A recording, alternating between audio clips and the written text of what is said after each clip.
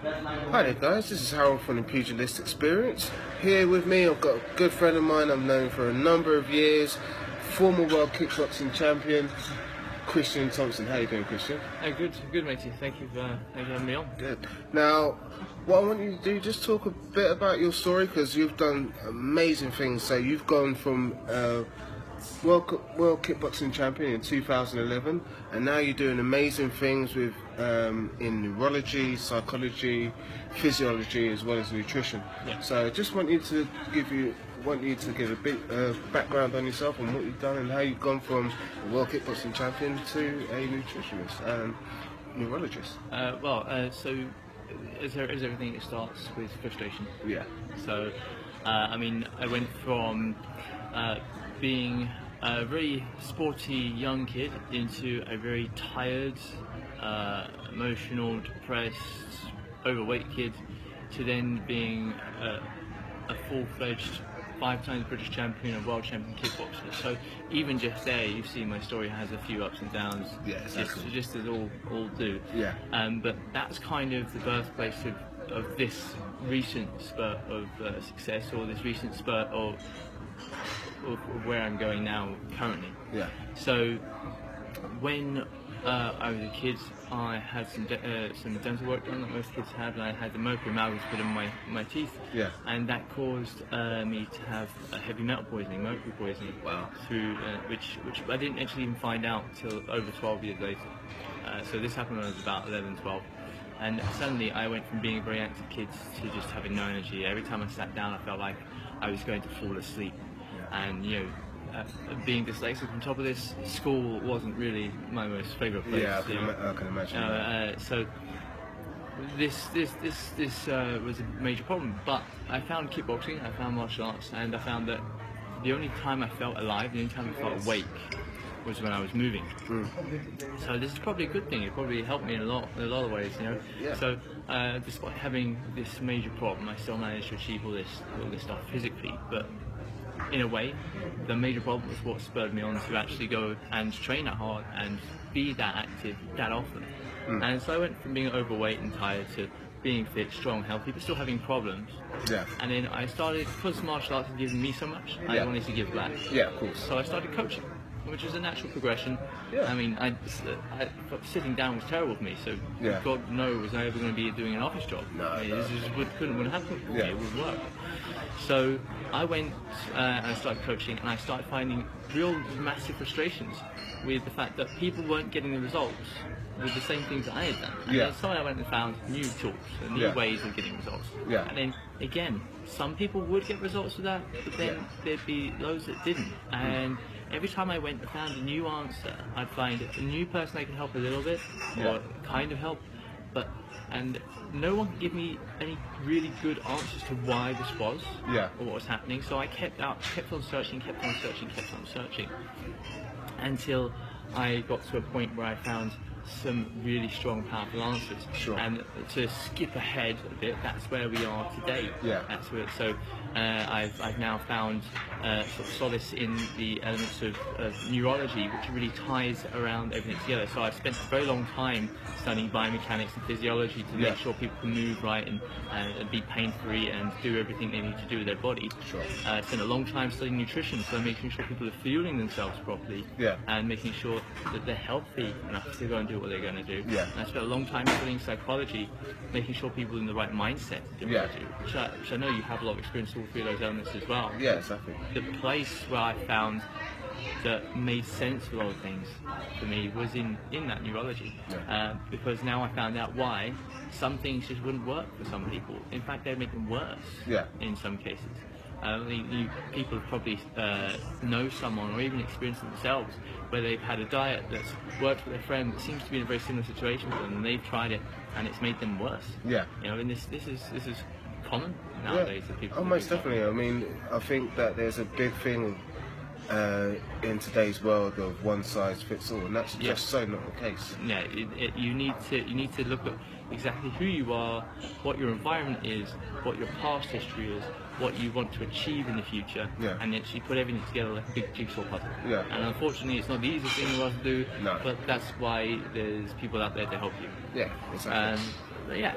So I mean, that's a bit about my story. yeah, so essentially what you've done from going from a world champion kickboxer to an expert in neurology, you've essentially gone from a point of being a destroyer to essentially a healer. Now, in your mind's eye, in the way that you acquire those two seemingly different skill sets, where did that actually come from? In the sense of, did you find it easier to make that sort of transition, or was it, or did you find it was the same sort of energy that you were using for both? Nothing was ever easy. I think easy is the wrong word to use. People like to think of things in black or white, which, when you understand the complexity of things, you can put things in black and white. But when you're looking at things from such a grey place, you don't know. So there's so many things you don't know. You really can't look at things so black and white. Is it easy or is it hard? Yeah. You know, from a place where you don't know anything, everything is hard. In fact, one of the biggest things about education and learning more is some people are actually scared to go and learn something because they don't want to waste their time learning something they know they're going to then feel like it was a waste of time later. Sure. But then it's the wrong mindset to look at it from, because every time you learn something new, you realise how little you know. Yeah.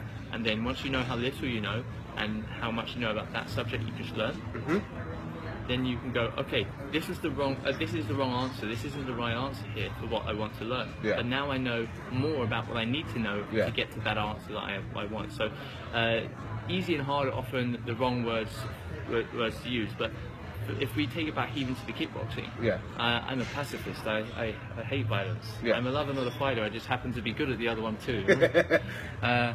And so I had to overcome a lot of physical barriers to get on the mats and fight, and the emotional barriers and psychological barriers as well.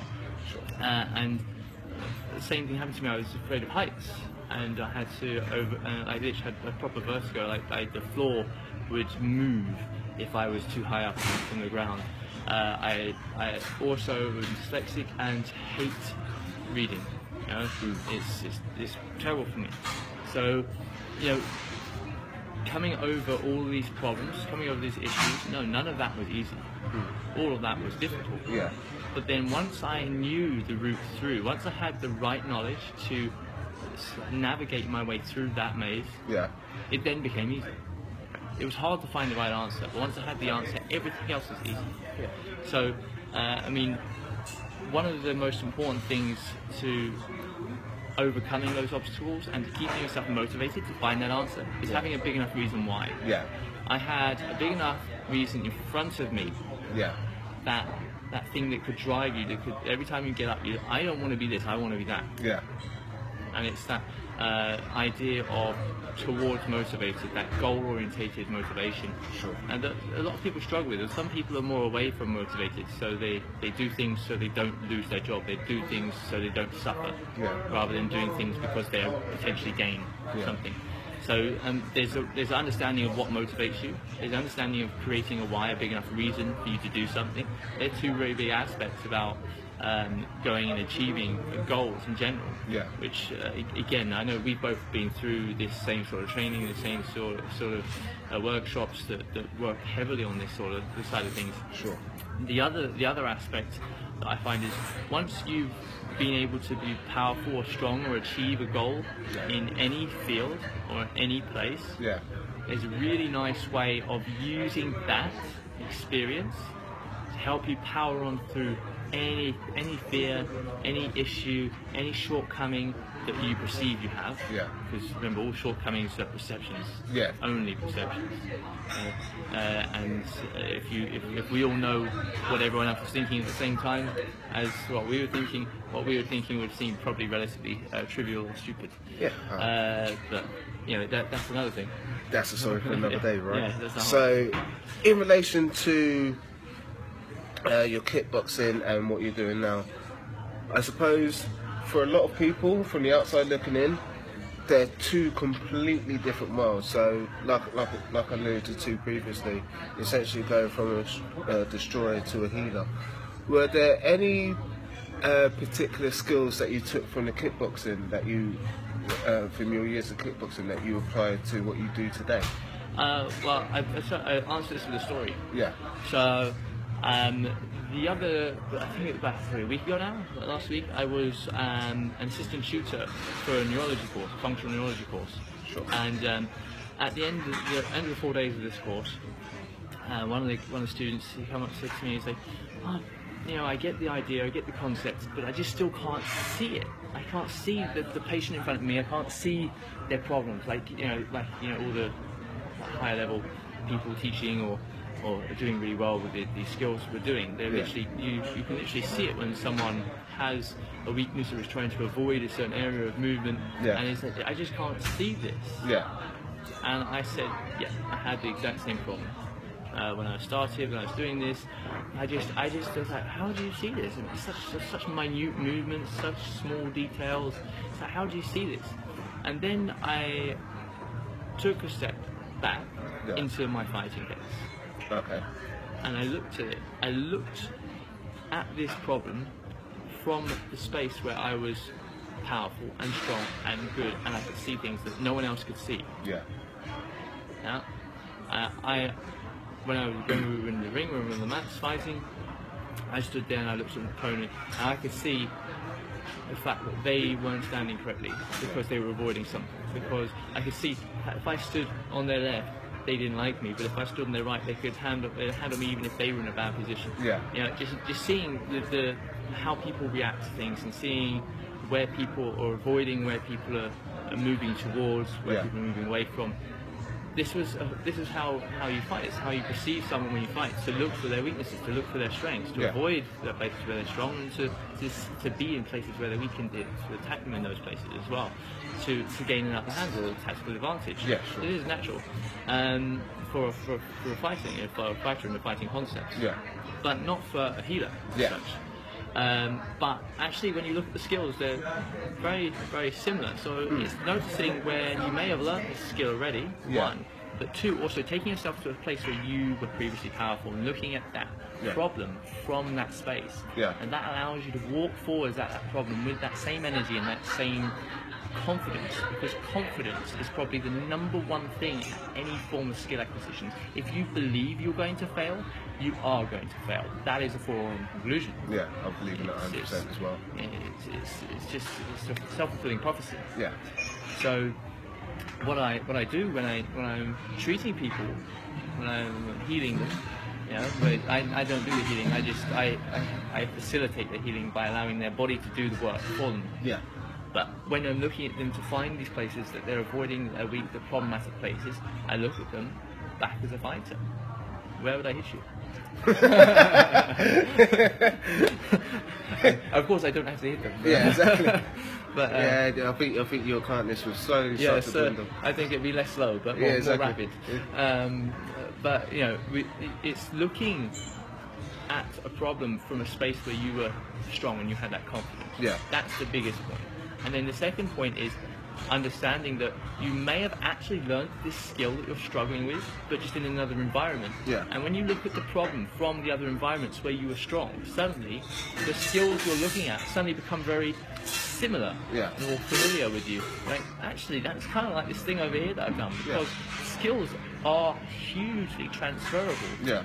Every skill you'll learn from anything you do in life is hugely transferable, not just from destroying to healing, as you put it, but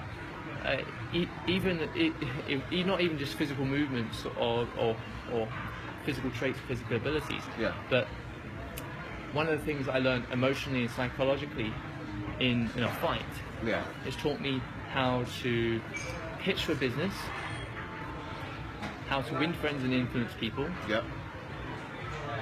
How to prepare for a speech, how to basically start any conversation where I want someone to remember me, you know? And that is start strong, finish strong. No one cares about the middle. Yeah. You know? If for me as a fighter, if I started strong in the first 30 seconds and the judges suddenly saw me, all right, now the judges are looking at me. They're not looking at the other guy. all I have to do is not get beaten up for the middle portion of the fight. Yeah. And as long as I finish strong, the first thing they saw was me, the last thing they saw was me, that round is mine. Yeah. Primacy recency effect. Yeah, exactly. So starting strong when you're pitching for, so if you're pitching for business or like an investment strategy. So Yeah. I actually gained investment for my own gym at one point, and which I then went on to sell. Yeah. And when you're pitching for a business, you know, if you start with a bit of a watery idea, they're not listening to you for the rest of the time. Of course. So you have to start strong. Mm. And then if you don't finish with something powerful that's going to make them want what you're selling, Yeah. or want what you're asking for, want to give you what you're asking for, you have to finish strong. All the stuff in the middle is just making sure that the processes are in line. Yeah. That's it. Start strong, finish strong. Massive, important life lesson. Yes, and I got that from fighting. And you see that's transferable to so many different areas. Yeah. And people watching this will probably think, oh, actually, yeah, that makes sense. I should probably do this here and here and here and here. Yeah.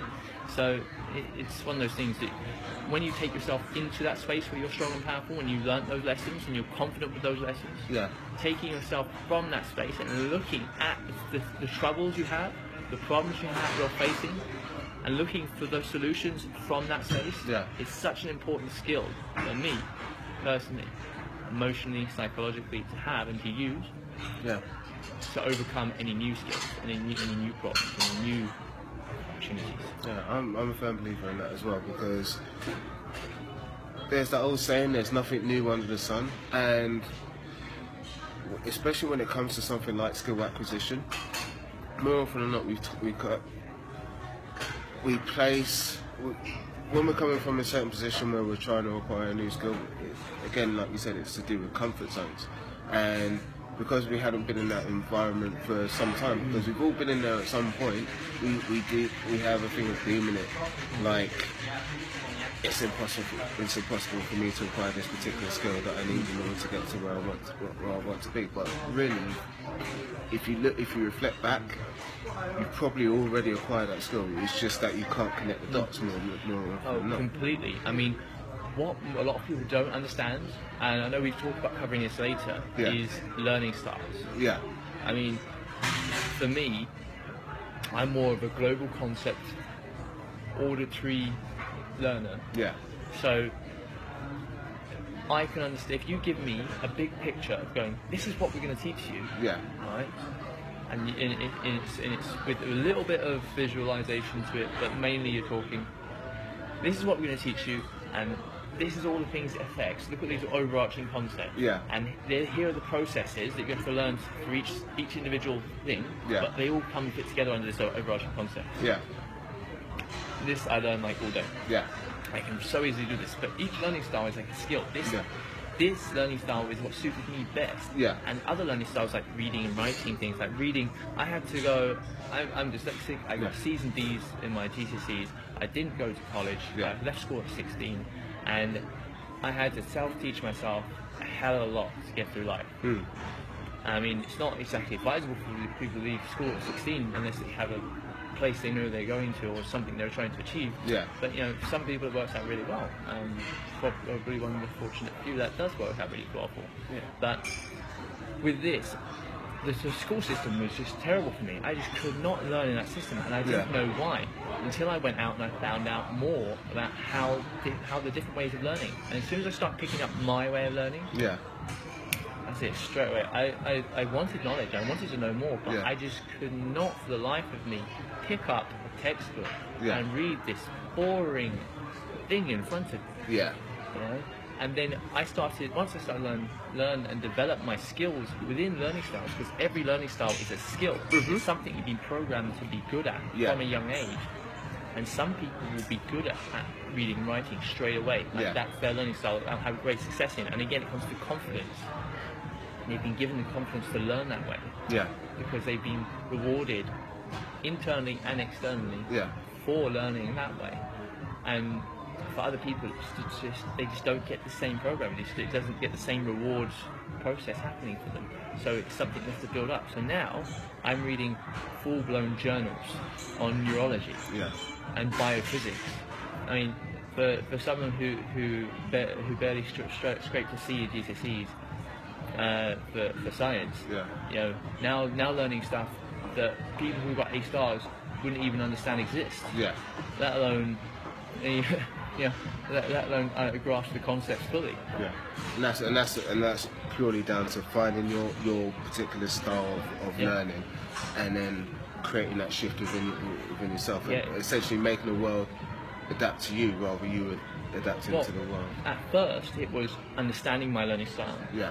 Then it was building up my knowledge via that learning style. And then the third step was understanding that I could build the other learning styles as skills. Yeah.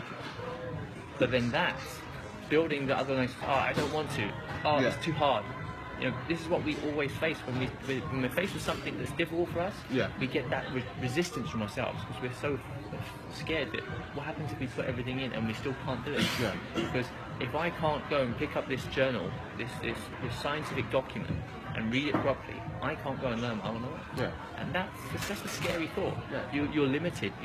To be limited is a scary thought. Yeah. And I suppose when you look at it, most limitations are created by ourselves. Really, there's no real limits to what you can do. You just place the limits on yourself. You are the only person that creates limitations. Yeah. People can tell you can't do something, but they don't have the right to tell you anything. Yeah. You are the only person that creates limitation by accepting other people's opinions. Yeah. It's completely your choice whether you can or can't do something. I mean, there's a few exceptions. Like, I don't think anyone's actually found out how to fly without a plane yet. But, I mean, in physical constructs of education, learning, psychology, achieving a certain level of work. Yeah.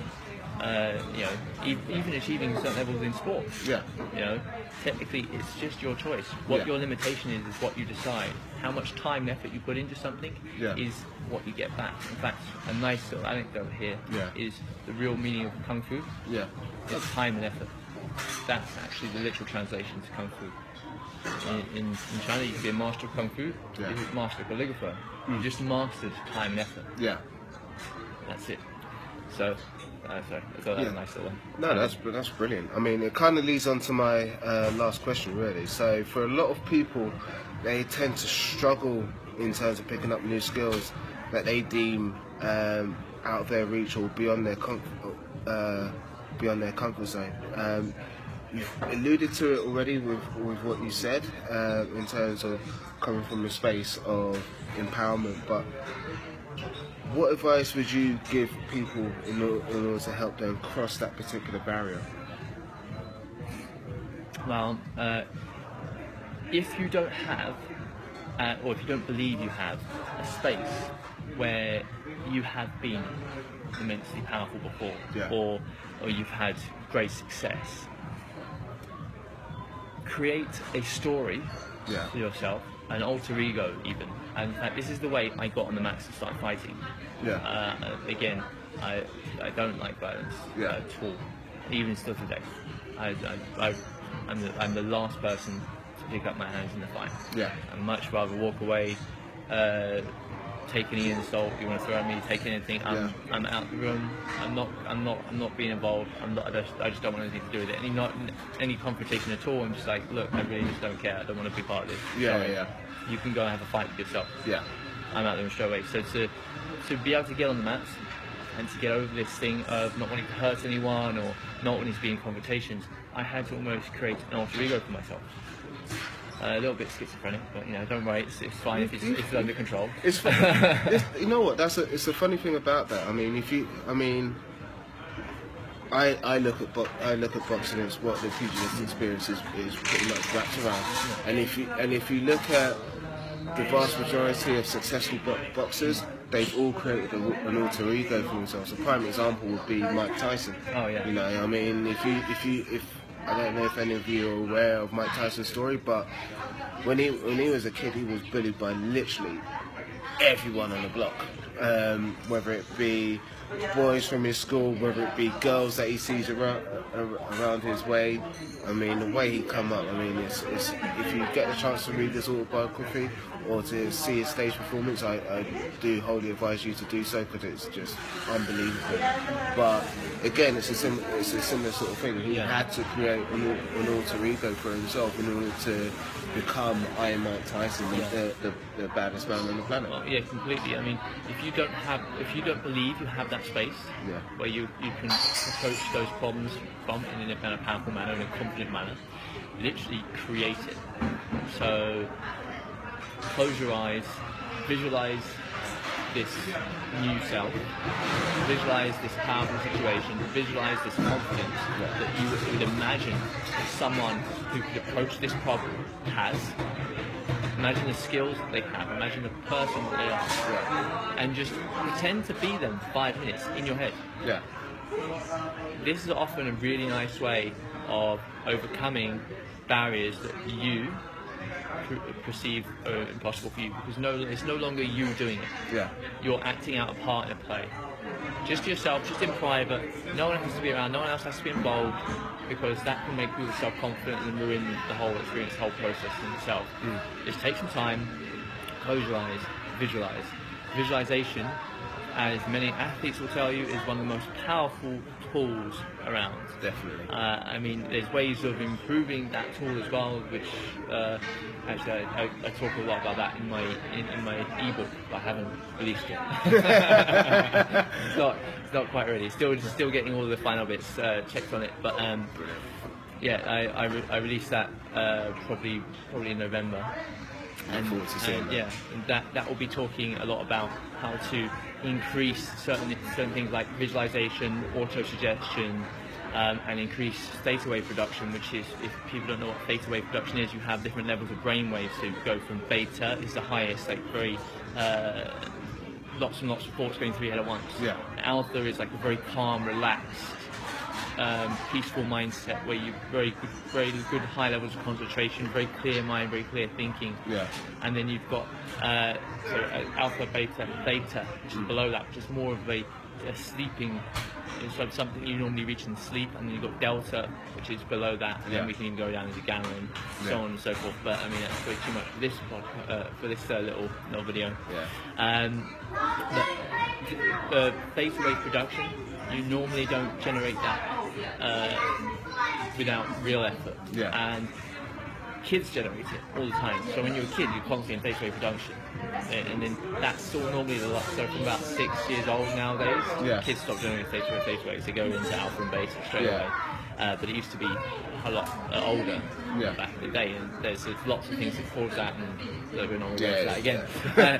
But theta wave production is again linked to creativity, motivation, happiness.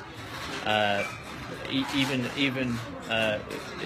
been shown to increase the power of visualization, increase the power of auto-suggestion, make a lot of things a hell of a lot easier and a hell of a lot better as well. So that's something that's very important for any sort of visualization tactics. So if you can get yourself into a very relaxed, calm, peaceful state, there's lots of meditation drills you can use, or Alexander's techniques you can sort of use to get yourself into that space, and then start creating that alter ego. It's a very powerful auto-suggestion as well as a visualization tool to allow you to overcome those problems. So there's lots of different ways of doing it. There's thousands and one ways you can tackle a problem from. It's just understanding the right way for you. Sure. You know, and this is the most important thing. It's got to be specific. You know? Brilliant. Right then. Thank you so much, Christian. It's been a pleasure speaking to you. There's loads of knowledge bombs dropped in that. I'll be talking more about this in terms of crossover skills as well as skill acquisition and different learning styles within the workshop. So if you haven't got your ticket now, make sure you get your ticket as soon as possible. It's only 2 weeks away, and I can't wait to speak to you guys about all of this. Just for the people watching this, if they want to find out more about you, what's the best way to get hold of you? Right, best way to get hold of me is via email or by Facebook at the moment. So my website is eqtransformations.co.uk, and the email address is all on there. On my Facebook page is Equilibrium Transformations. We'll attach a link to the video or something. Yeah, we'll attach a link. Or you just put my personal Facebook page, so Christian Thomson. With all this, we'll attach the video anyway. So if you want to get in touch with myself about anything that you've heard in the video, then I'm more than happy to talk or answer any questions. In fact, if you just literally comment on the video and just tag my name, and then I'll see it and I'll answer the questions on the video itself, unless you want to do a private message and talk to me privately, then that's up to you yourself. Okay. But yeah, thank you maybe for having me on. Oh, my pleasure, and we'll catch you next time. Yeah. All right, take care.